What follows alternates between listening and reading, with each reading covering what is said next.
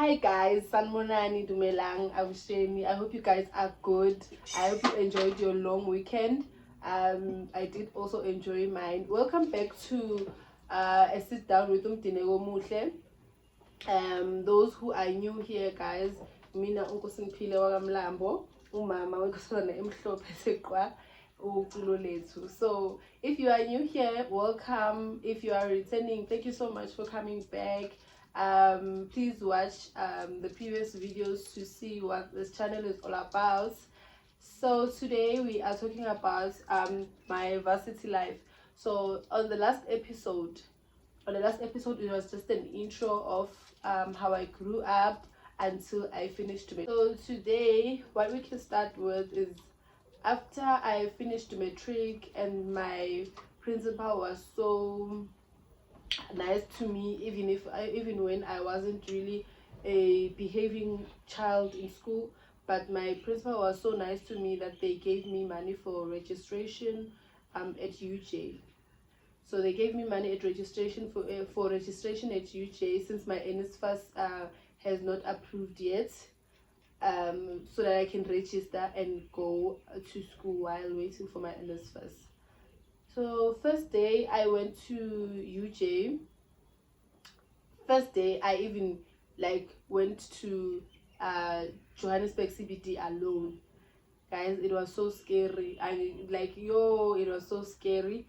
I remember I had to go alone.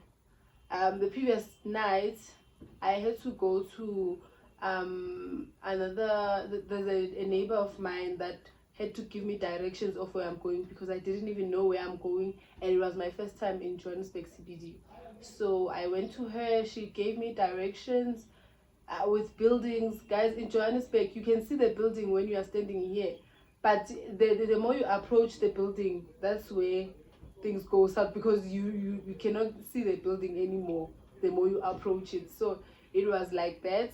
But I asked for directions pambili, and then they gave me directions, and I got lost because if you go to UJ, there's Wits, and then there's Bunton Road campus, UJ Bunton Road campus, and then when you go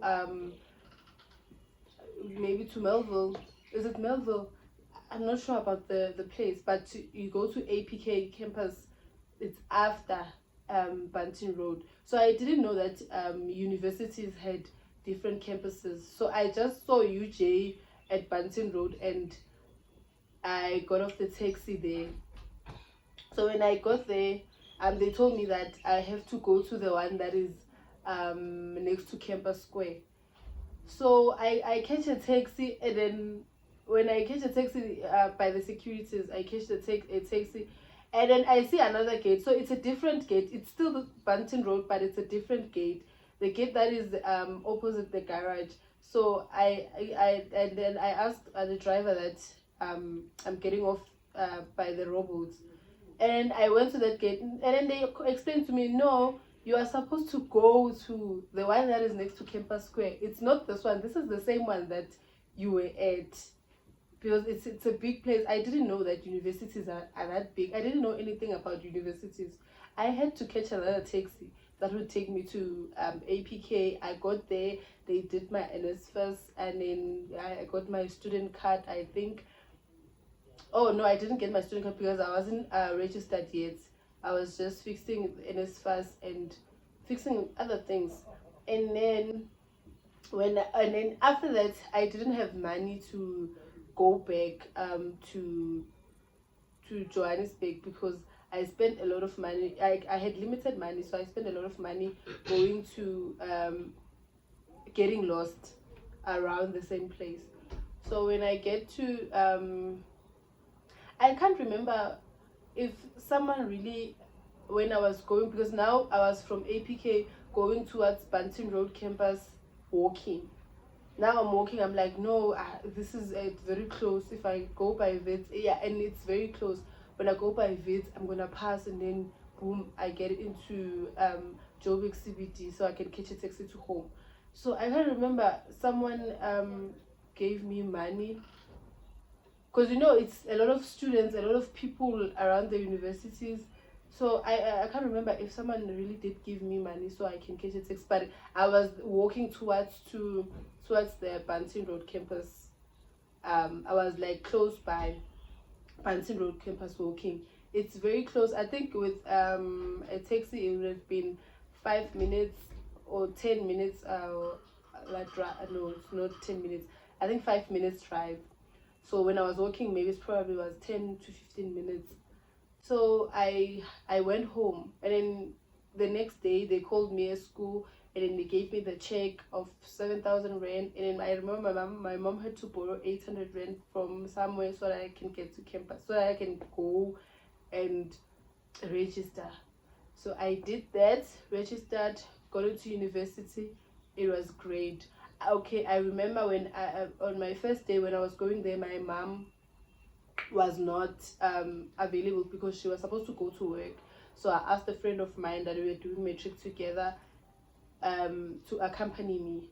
So she had like my bags. We both had bags because I had like huge things, bags, blankets, all those things. So we had all that, and we were using taxis.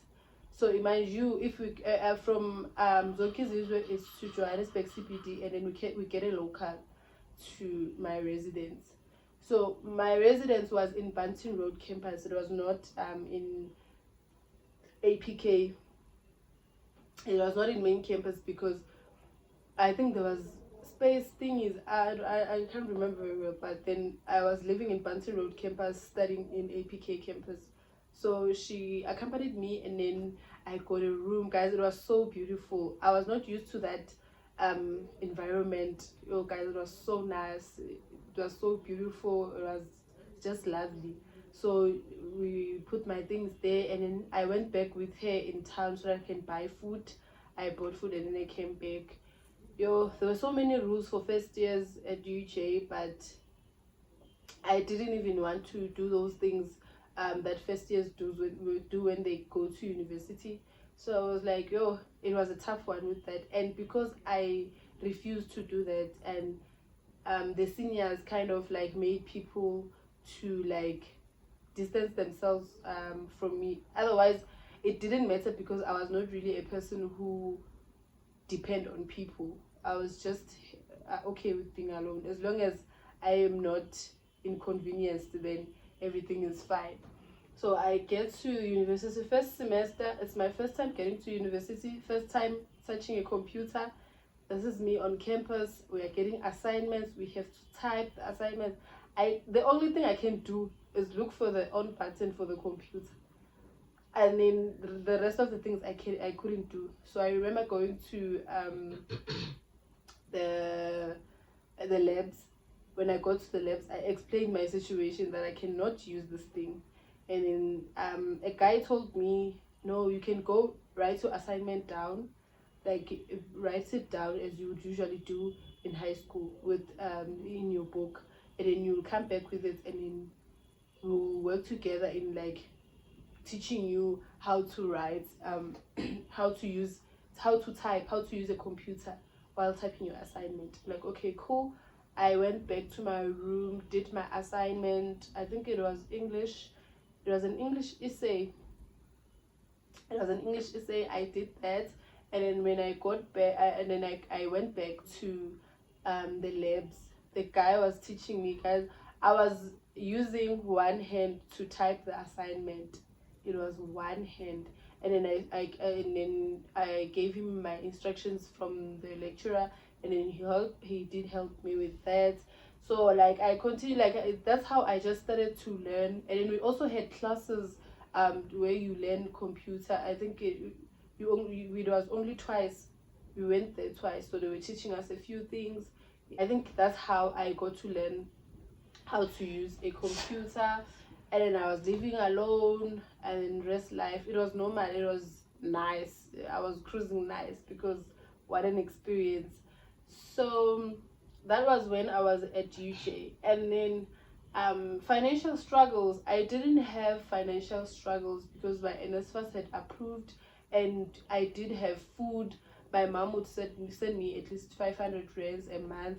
So I would, with that money, I would just go and buy maybe clothes, like to look nice, just and I also had a boyfriend that would give me money, so I wasn't really struggling financially, although in the beginning it was struggles. But when NSFAS paid, um, we were using cards. Those cards would only allow us to buy food from ShopRite. So that's what I did. And then my mom would give me money. I would use it to buy clothes and all the other stuff. So it wasn't really a problem. So how I managed my time, to tell you the truth, I didn't really enjoy fully like being a student at university. It wasn't something that I enjoyed because I had a boyfriend, like makondana, a real thing. So on Fridays I had to leave. Monday to Friday I'm attending on campus. I have classes. I have assignments. I have to study all those things. I made sure by the weekend I have I'm leaving to the boyfriend, and then I'll come back Monday morning. So I didn't really do a lot of things at school. I would just focus on going to class, doing my assignments. That was it. Studying, writing tests. I didn't do anything beyond that. So I don't have like a real life experience of going out. I remember I went out maybe um 4 or 5 times through the course of 3 years. Yeah, in that 3 years I was there, I went out 5 times. I went out to Newtown. We went to watch a movie with my friends and had dinner. That was so nice. And then we also went to Melville Stones to party. That's a club. Oh, that experience was so nice. Oh, clubbing, guys, is so nice. So I did go to a club. And then I remember in Braamfontein there was, I'm not sure if it was Cotton Fest or something, but it was pegged. And then like there was, it was like a street bash. Hey, I don't remember what that was, but it was so nice. The experience was so nice. And then I also went to, I don't remember the two places, but I think I went like out 5 times.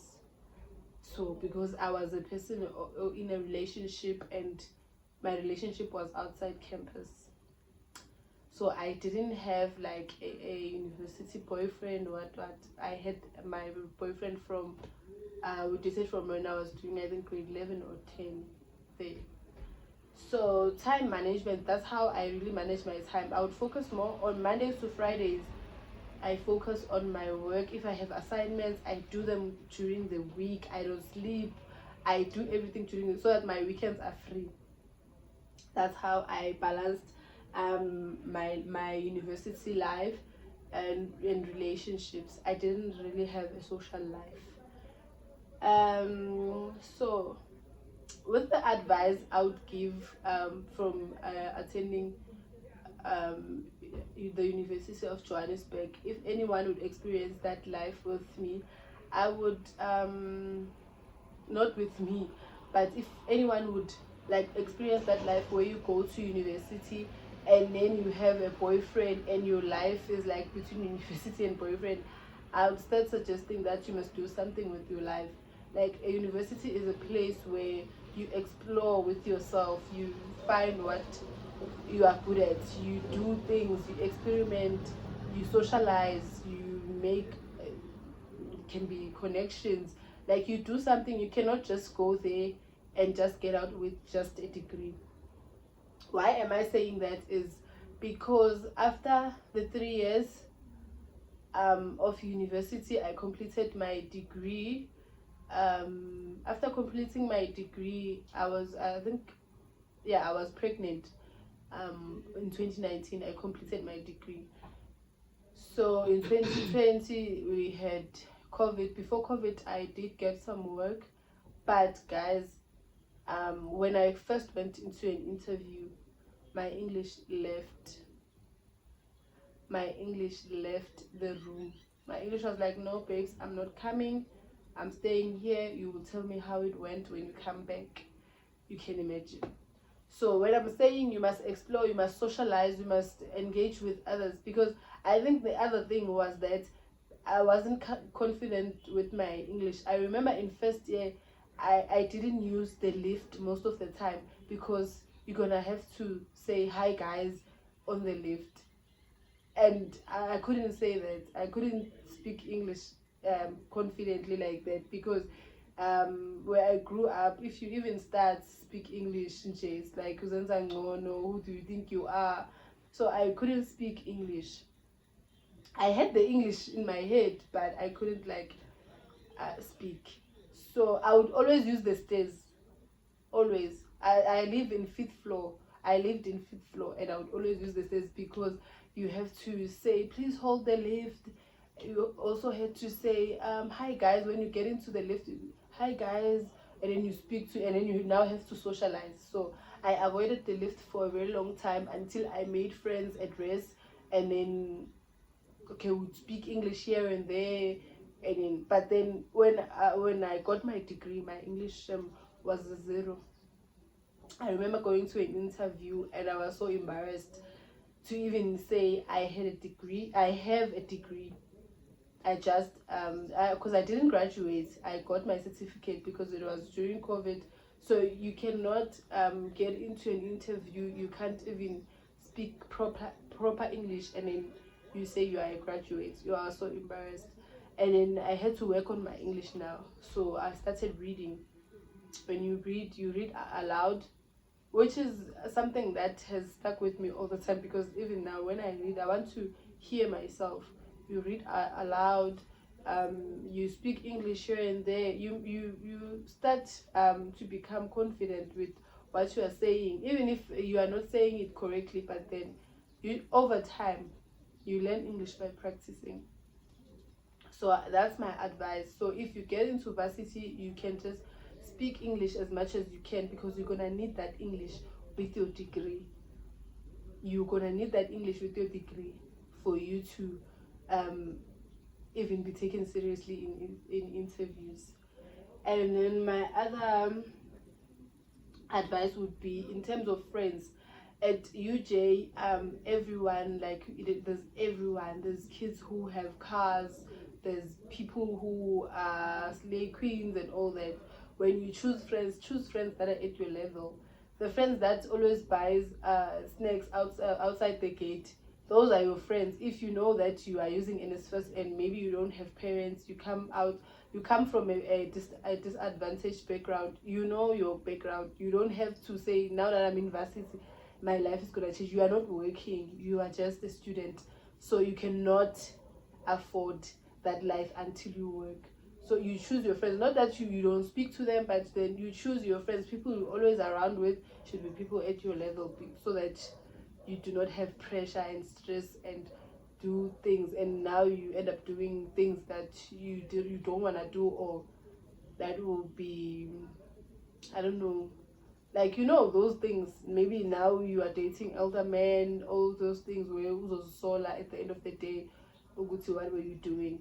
Do not succumb to pressure. If you feel like the friends that you've met now are not really in your league, downgrade and be with people that are at your league so that you are not pressurized.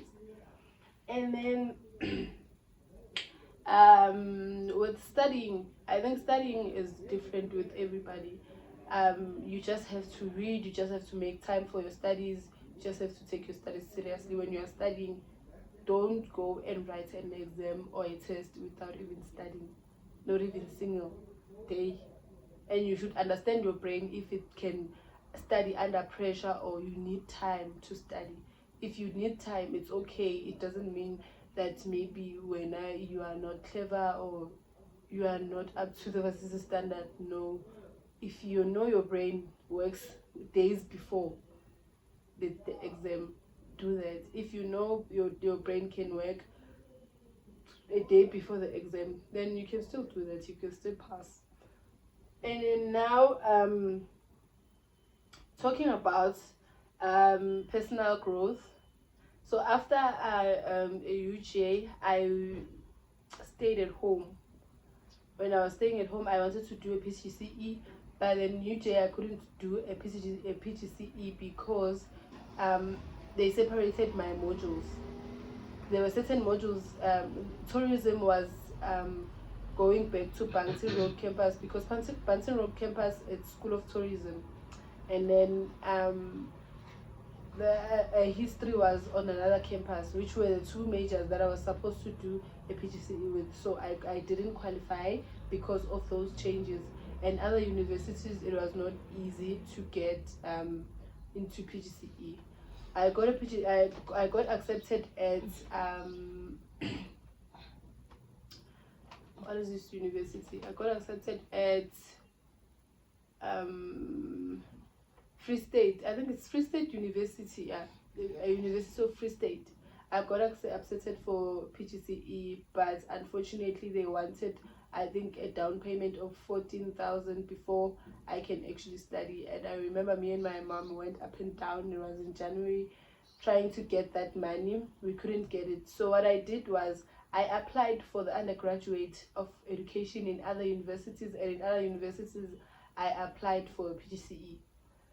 So I had two options, and one of them was supposed to work. So I was ready to take on one of those options, and then eventually we didn't get the money. But then TUT accepted me for education in intermediate phase, and when I checked, oh, and also NW accepted me for education in intermediate phase. But when I checked registration amount, TUT was way less, which was 1.5, and that was my to go, because I think it was 5k, if not 3 point something at NW. So I then went to TUT. Now I'm a first year for the second time. I got my degree and things didn't work out. I wasn't gonna stay at home, and I wasn't gonna just give up on what I wanted back then. So I wanted to be a teacher from grade. I think I realized that from grade 9, because all this time I wanted to be a fashion designer, but grade 9 showed me that no, my sister, you can't even draw a square. So how are you gonna function in that department? And then I realized that no, fashion designing is not what I'm supposed to be chasing now. So I then resorted to education, and it was my thing, but I didn't even notice that it was something that I would perfectly fit in, which I believe that I perfectly fit in. So from grade 9 I knew I wanted to be a teacher. So one way or another I had to be a teacher, because I remember I did a TOEFL certificate, which is teaching English in China, during my gap years, because I got pregnant in 2020. Okay, the one for 2019, before I finished my degree, I got a miscarriage. I remember it was on the 11th, and I was writing on the 13th. On the 13th I was writing my final examination for the degree. So I asked to be discharged, because I had to go and study. I cannot sit here and sulk. I need to study and get my degree. So, and then they allowed me to leave. So I had a miscarriage on the 11th, and then on the 12th they discharged me. And then I studied, because I was already studying even before I got a miscarriage. So I studied, and then went and wrote. I was also writing, I think on the 17th or on the 15th, I can't remember. I was writing history then. I wrote history, and that's how I got my degree. So I did a TOEFL certificate in education. So, and then I did a TOEFL certificate. I have that certificate, but I haven't used it. So I came to TUT. Going back to the TUT part, I came to TUT. I'm a first year. I don't have a bursary. I don't have that thing. I'm just here. My mom had to borrow the 1.5 for registration, and had to borrow money for me to like have food and have transportation, because I lived at my uncle's place, and at my uncle's place I was just living alone. So she had to give me money for food and money for transport to go to school, because I didn't have race. Remember, I don't have a bursary. So that's what happened. And then life was hard for those few months until we decided that no, we can pay the 1.2 that they want at race. Then we'll see. We'll just fight for me to get food instead of fighting for transport, food, and also those things. So I got I got that 1.2, and then I went to register for res. I got a room. I went and stayed on campus. When I stayed on campus, that's where like everything was. It was hard, but I knew that I was I knew where I stood with. When I came to TET, I knew that this is not the varsity, it's not the normal one. Okay, TET is a university, but for me, this is not gonna be the normal life that I'm used to at university. So I would like had to choose whether to do my hair or to buy food.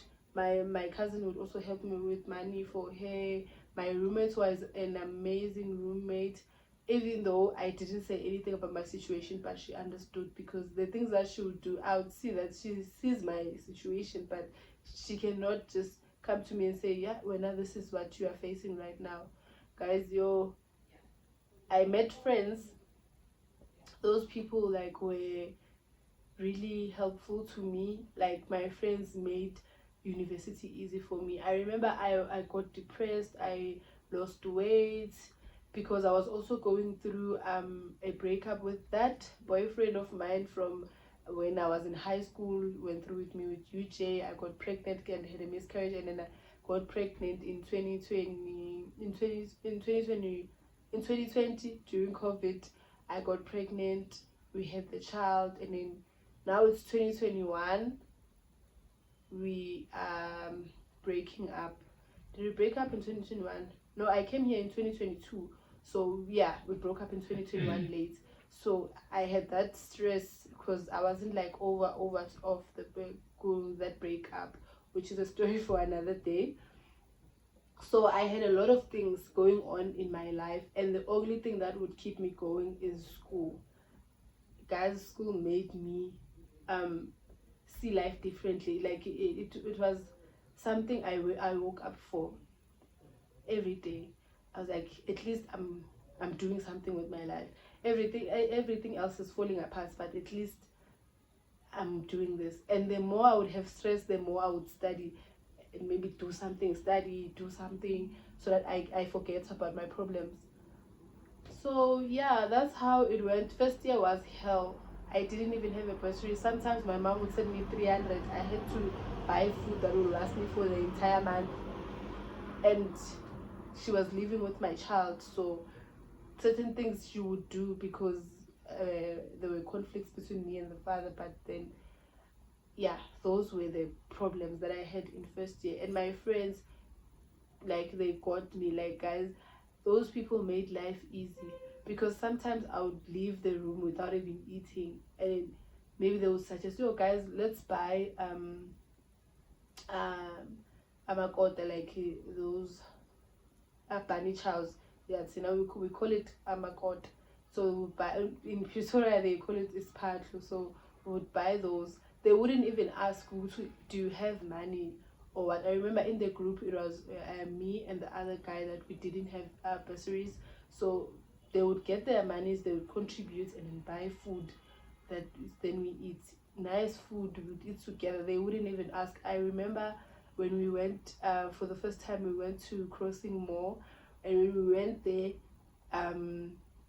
a friend of mine in the group came to me and she gave me 200 rands. She was like, this is for you and our other guy friend. I was like so emotional. I'm like, okay, thank you, Chomi. And then we went into McDonald's. Everyone bought whatever that they wanted. I remember the guy, I'm not gonna mention his name. The guy, it was the first time he got into McDonald's. I was like, this is my first time here, so what do we buy? I'm like, no, relax, because I've been to McDonald's before, and also to me, thanks to the boyfriend that I had, because I don't think I would have went if it was just in my lifetime. I don't think so, because my mom doesn't have money for takeouts. Like money was taken seriously at home. Like we didn't go out to have fun nje, and eat money at the restaurants. No. So we bought food, we took videos. It was so nice. We were happy nje, everyone, we were just equal. So yeah, there are a lot of things that they have done before we even got bursaries. So in June of my first year, that's where like my heart sank when I didn't qualify. And yeah, I think it was towards May or June. I didn't qualify for my Funza bursary. Yo, oh, I was hurt. I remember I wanted to cry.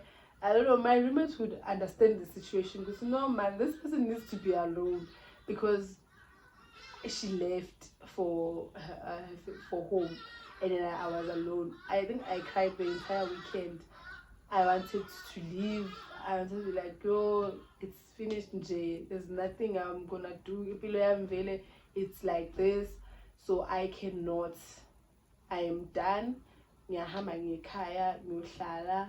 Yo, oh, my heart was so broken, and I remember telling my friends, and they were like, "No, Ahambi, just stay. You see what happens next year. It's fine."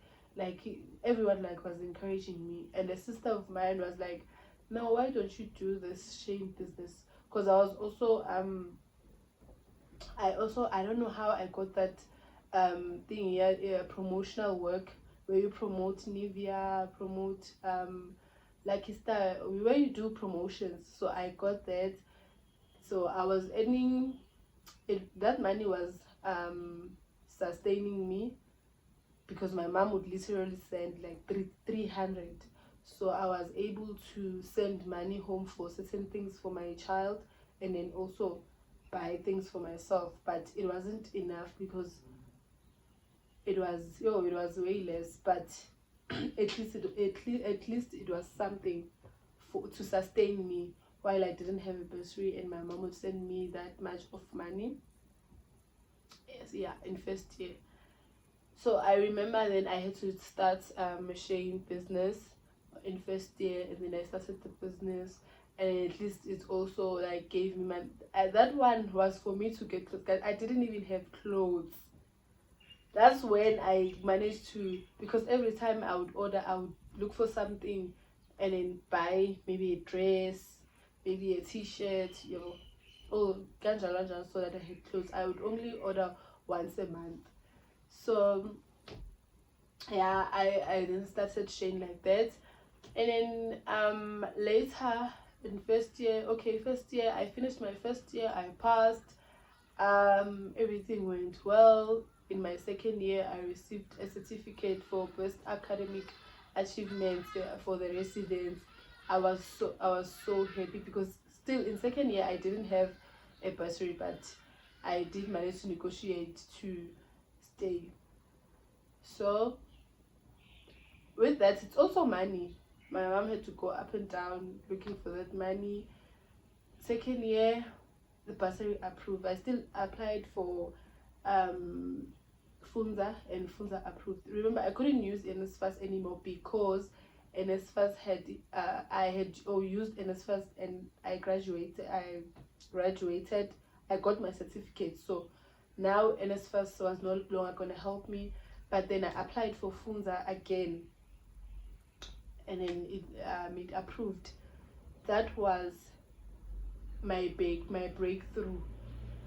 That I remember when I was doing practicals in first year, I had 2 jeans that I had bought, and maybe a shoe, just one shoe, or maybe just shoes. I did have shoes at home, so guys, it was a sono. It was a sono, guys. It was such I don't want to go back to that because it was such an emotional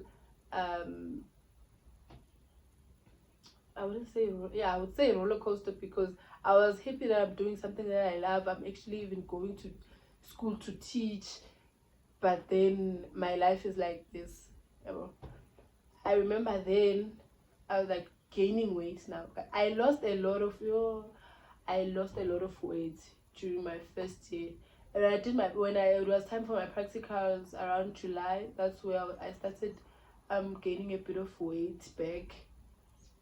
Yeah, I started gaining a bit of weight back, and then things were just almost looking up.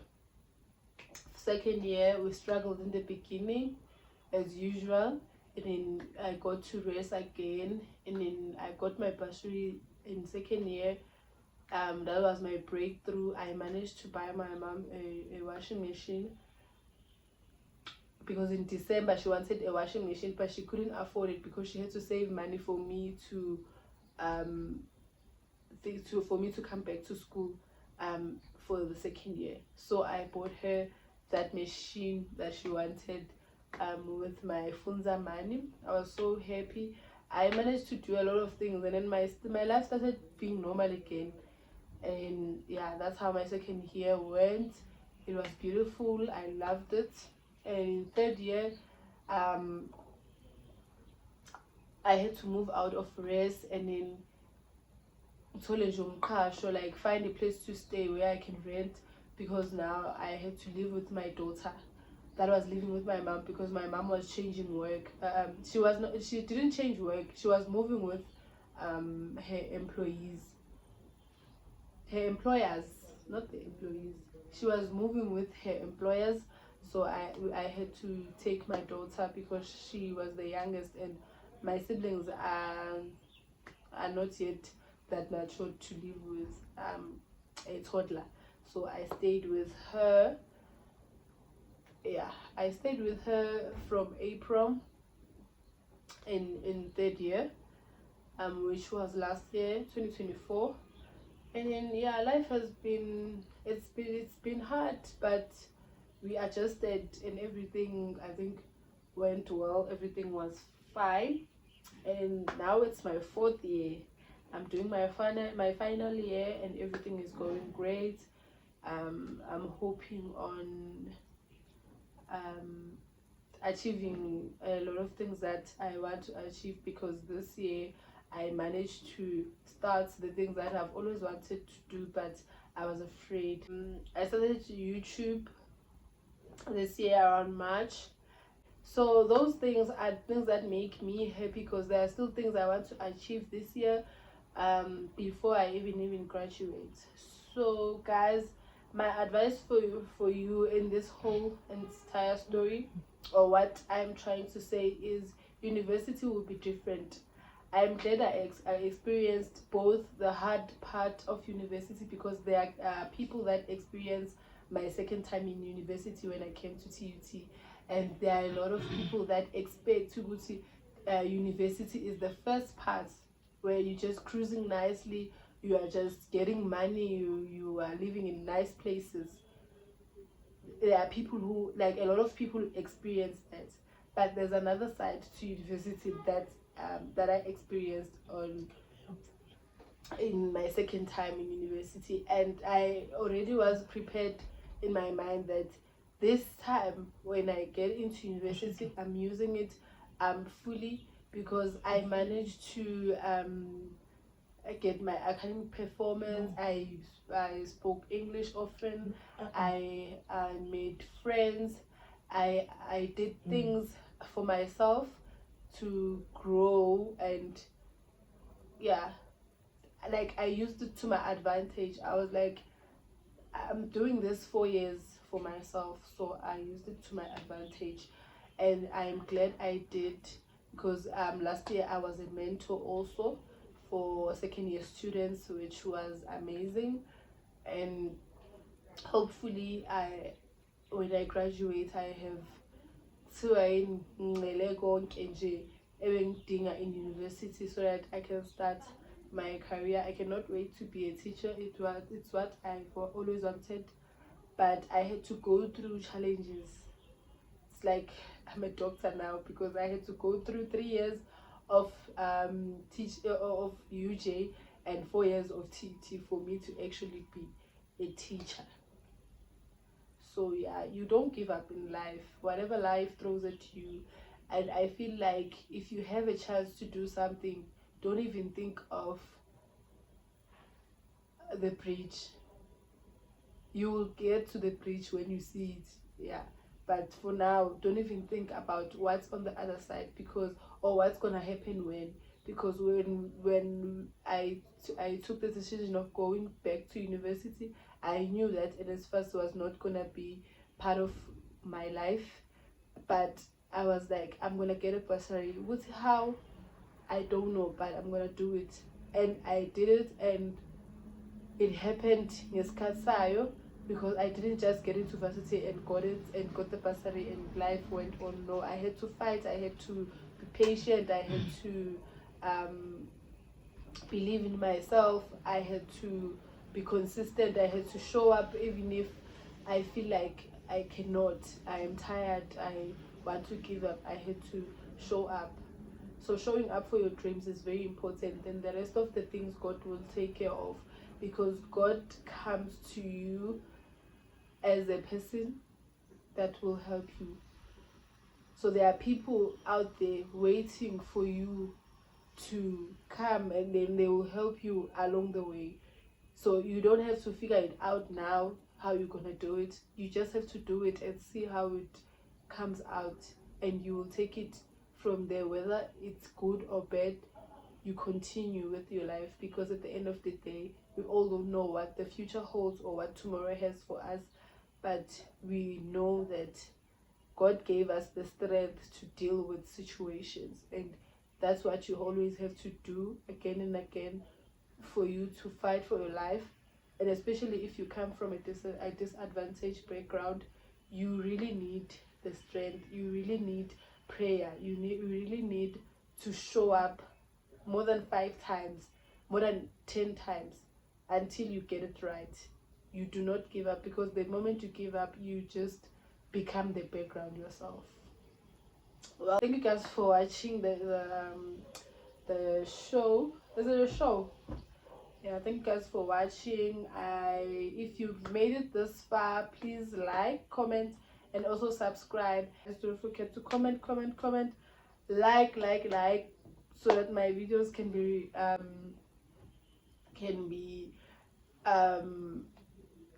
recommended to other people. So then please tune into this show every Thursday. We're gonna talk about a lot of things that affect women, challenges that females face, and laugh about them, find solutions, and sometimes just venting without asking for advice or solutions. I think that is what makes us grow and release the stress mentally. And also, don't forget to have a cup of coffee with me while you are watching. Thank you. Bye.